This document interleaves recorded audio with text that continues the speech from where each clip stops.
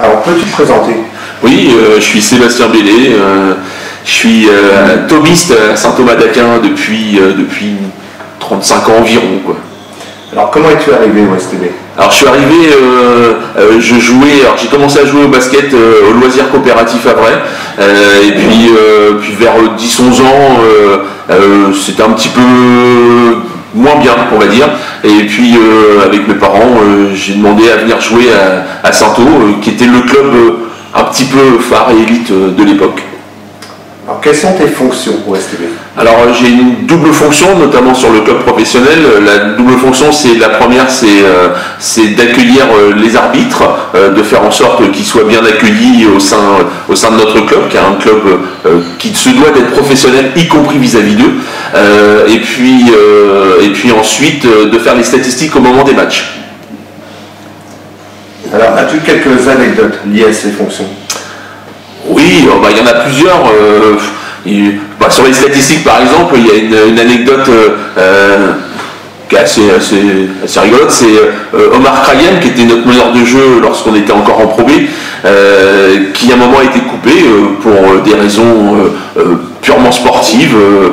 Il a été coupé. Et le dernier match, alors qu'il était inscrit sur la feuille de match, nous on fait donc notre feuille de statistiques, et il ne joue pas du tout du match, il était en civil, et il est venu nous voir à la fin du match en râlant, en disant que c'était inadmissible, il fallait absolument qu'on l'enlève de la feuille de match, parce que sinon ses statistiques seraient en diminution pour son futur club. Alors nous on n'a pas bien compris sa demande.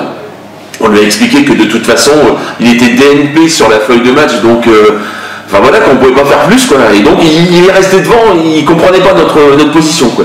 Donc c'était une anecdote sur les statistiques. Après, sur les arbitres, j'en ai une qui me touche plus personnellement, parce que c'est quelque chose qui va toucher avec mon père Bernard. C'est Johan Janot qui était un arbitre de proie, un arbitre international, et c'était un arbitre qui aimait énormément mon père. Et qui, dès l'instant qu'il venait jouer au Havre, partait la veille de chez lui, donc ça veut dire qu'il laissait ses enfants sans les voir une soirée. Il partait la veille de chez lui pour passer toute la journée avec Bernard, il déjeunait avec lui, passer l'après-midi avec lui. Et voilà, enfin je veux dire, c'est une amitié absolue et vraiment incroyable, quoi. Alors justement, tu parlais de Bernard, le STB et la famille Bellé, c'est une longue histoire. Oui, alors c'est une longue histoire, parce que ça a commencé au moment où j'ai commencé à jouer à Saint-Thau, donc j'avais il y a environ 35 ans, quoi. Je dois avoir une dizaine d'années. Et puis Bernard aussitôt s'est investi dans le club, il a rencontré des gens qui ont fait le club tel qu'il est aujourd'hui, tel que Jackie par exemple, qui était à l'époque le président, tel que Claude, avec qui il était terriblement ami, et c'était vraiment une amitié très forte. Et donc Bernard est entré dans le club, il s'est investi dans le club, il s'est occupé des premières années d'accueillir les arbitres. C'était lui qui a entre guillemets fait cette première fonction au club.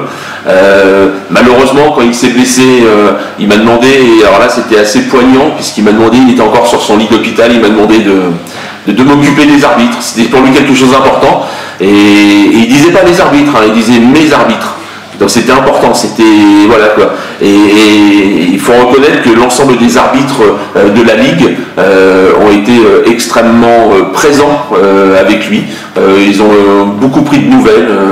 Alors certains plus que d'autres, mais il y a aussi des gènes qui se créent, c'est tout à fait normal. D'Annibal Castano, c'était des gens qui régulièrement envoyaient des vidéos pour reprendre des nouvelles de Bernard. Ils n'hésitaient pas à passer.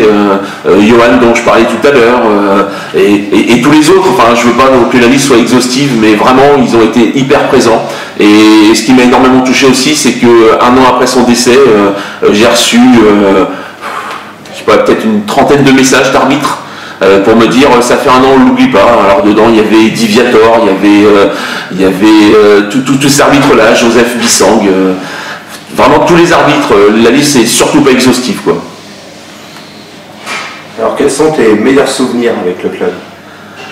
Alors souvenirs passés, j'ai envie de dire toutes les montées. La montée en proie a été un souvenir complètement fou dans ma tête, quoi. Toutes les victoires présentes sont des bons souvenirs. mais je crois que mon meilleur souvenir sera quand on retrouvera notre place en Pro A. Un dernier mot pour finir.